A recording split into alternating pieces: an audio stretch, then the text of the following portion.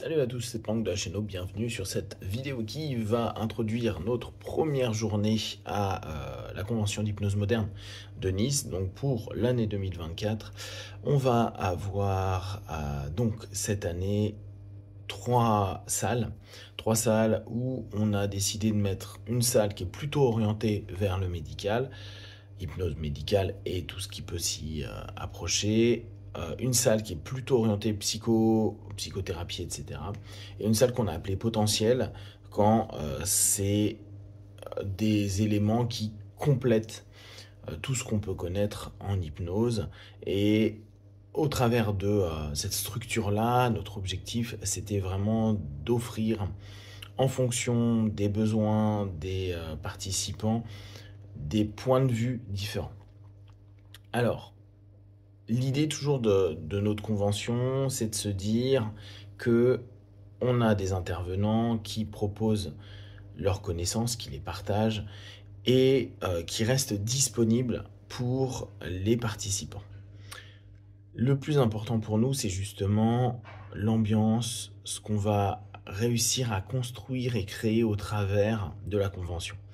Avec Brice, l'idée est de répéter un petit peu ce que font les Américains, où tous les ans, à la même période, on a une convention qui devient un petit peu un point où, comme dit Lipasco, ça nous permet de revoir des copains qu'on connaît parfois depuis des années, ça nous permet de nous remettre un petit peu à jour sur ce qui est proposé, sachant que on tente d'avoir des thèmes tous les ans qui sont différents pour que les intervenants puissent nous proposer, en fonction de leurs compétences et de leur spécialité, des thèmes qui peuvent être plus d'actualité, etc.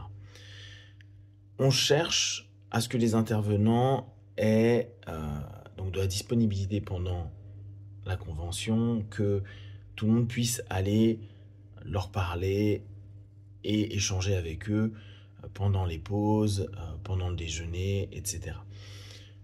On n'a pas envie d'avoir un peu cette idée de tiens, une personne est inaccessible. Elle a fait son speech et puis on voit que la personne se barre dans sa chambre ou se barre dehors et puis il n'y a plus de rapport avec. L'objectif étant vraiment de limiter le côté pyramidal entre guillemets qui peut y avoir par moment quand on va à certains endroits, puisque les intervenants, ils se disent moi je suis là pour quelque chose, je suis pas là pour rester forcément après à discuter. Nous c'est un peu l'inverse, on veut que tout le monde puisse se sentir dans la possibilité d'échanger. Il y a des gens qui sont plus timides, qui parfois n'interviennent pas pendant les ateliers, et après ils ont plein de questions, etc. Donc on a vraiment cet état d'esprit-là. L'année dernière, ça avait bien fonctionné. On reprend cette année de la même façon, avec le même état d'esprit. On a par jour 5 interventions par salle, donc ça en fait 15. Ce qui est plutôt cool, parce que en général, même si tout peut ne pas intéresser, ce qui est normal, il y aura automatiquement des choses qui vont plus accrocher. On a aussi mis cette année des petites conférences. On les avait pas forcément toujours l'année dernière, on en avait déjà eu une, mais l'idée est vraiment de permettre une fois par jour d'avoir une conférence. Donc là, en l'occurrence, hop, je décale un peu mon téléphone. On va avoir Alice Guillon qui va nous proposer Hypnose et Placebo. Donc ça va être vraiment cool en termes de conférences. On va avoir Nancy Midol qui va nous proposer Anthropologie de la transe. Et on va avoir Lionel Simon, magnétisme et soins énergétiques. Et ce qui est plutôt cool, c'est que autant le reste va être basé sur des ateliers où ce qu'on souhaite qu'il soit mis en place est un petit peu une introduction théorique, si possible une orientation vers de la pratique, faire après pratiquer des personnes pendant les ateliers, et puis après des questions-réponses par rapport à tout ça. C'est assez simple, le but étant de chercher le plus de pratiques possible. Après, c'est pas toujours hyper aisé en fonction de certains thèmes, vu qu'il n'y a qu'1 heure et demie pour faire mettre en pratique, mais c'est quand même l'axe central. Donc je vous dirai demain sur le débrief si déjà dans la journée on a pu voir ça. L'année dernière ça avait bien fonctionné, hein. On avait vu des choses à améliorer, par exemple des trucs tout bêtes, mais vous savez peut-être que parfois quand on va en conférence, il y a des personnes pour être plus clairs, ils font des PowerPoint et le problème du PowerPoint, le problème de façon générale de la projection de quelque chose, c'est que les personnes sont plus forcément intéressées par la compétence et la qualité de l'intervenant, mais plus ce qui est écrit et les points. Et parfois l'intervenant se perd dans ses bullet points ou dans les différents éléments des PowerPoint. Donc on avait vu ça l'année dernière, c'est assez connu et classique, hein. Il y a même des mèmes complètement sur les interventions comme ça en entreprise. Et on veut qu'il y ait plus de relations, là encore, entre celui qui a la connaissance et ceux qui apprennent cette connaissance. Des interventions qui seront après structurées un peu comme chacun veut, mais on veut vraiment cette notion de proximité. Je vous donne quelques thèmes aujourd'hui. Hop.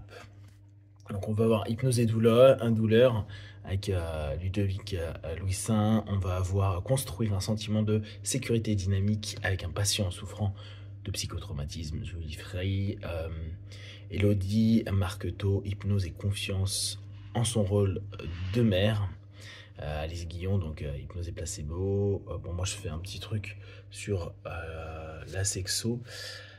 On a François Rogens qui va être impact pour les thérapeutes soignants pour accompagner le deuil. Le plaisir de se libérer du tabac, qui est un grand classique. On a psychothérapie dans les SSPT avec Jimmy V. Anne Gallet qui va proposer hypnose et IFS, Internal Family System. Daniel Gaminet qui nous vient du Liban, qui est un instructeur d'Evelman. Alors on est content qu'il ait pu se déplacer. Hypnose et les techniques de la thérapie Gestalt. Claire Moreau qui va nous proposer construire des ponts intrapersonnels et interpersonnels avec la pleine conscience. Lipasco, hypnose et lecture supersonique. Michel Kaplan, l'hypnose de spectacle et production de phénomènes hypnotiques. Jérémy Collier, accéder directement aux phénomènes hypnotiques sans passer par l'induction. Et enfin, Catherine Romanoff, hypnose spirituelle et libération de la douleur. Ce qui est plutôt cool, c'est que vous voyez qu'on a vraiment tenté d'avoir un panel assez ouvert. Là encore, même si l'hypnose moderne se veut tourner plus vers des éléments qu'on cherche à être scientifiques. Alors, quand on dit scientifique, c'est où il y a des études, où on a des études d'impact. Est-ce que c'est fonctionnel, pas fonctionnel? Quels sont les process que l'on peut répéter, etc. On veut absolument ouvrir à tout. On sait que actuellement dans l'hypnose anglo-saxonne et surtout je trouve latine, donc en Amérique latine et ou en France, l'hypnose spirituelle est en train de reprendre pas mal de place. Je crois qu'aux US ça descend un petit peu, ça a été beaucoup les 10-15 dernières années, mais on a cette place là qu'on laisse parce que si on prend sur des éléments purement concrets, je crois que c'est Catherine qui propose ça, mais on peut sur moi ce que j'appelle l'hypnose symbolique, spirituelle, amener sur des apaisements de douleur, sur des deuils, sur des éléments psychosomatiques qui peuvent être gérés au travers de tout ça. Donc l'idée est vraiment d'ouvrir au maximum la perception de l'hypnose, faire des liens, des ponts pour que chacun puisse trouver concrètement des éléments, si possible pour les participants, ressortir de cette convention avec un maximum d'outils ou en tout cas une introduction sur des éléments qui peut-être pourront être étudiés ultérieurement avec des vidéos, avec des livres ou avec des formations. Voilà, je vous ferai un petit feedback de cette première journée demain. Si vous avez des questions et des remarques, partagez sur Facebook, YouTube, je répondrai le plus rapidement possible. Et comme d'habitude, de tout ce que je propose, ne prenez que ce qui est bon et juste pour vous tester, observer, analyser et conclure. Be one, ciao.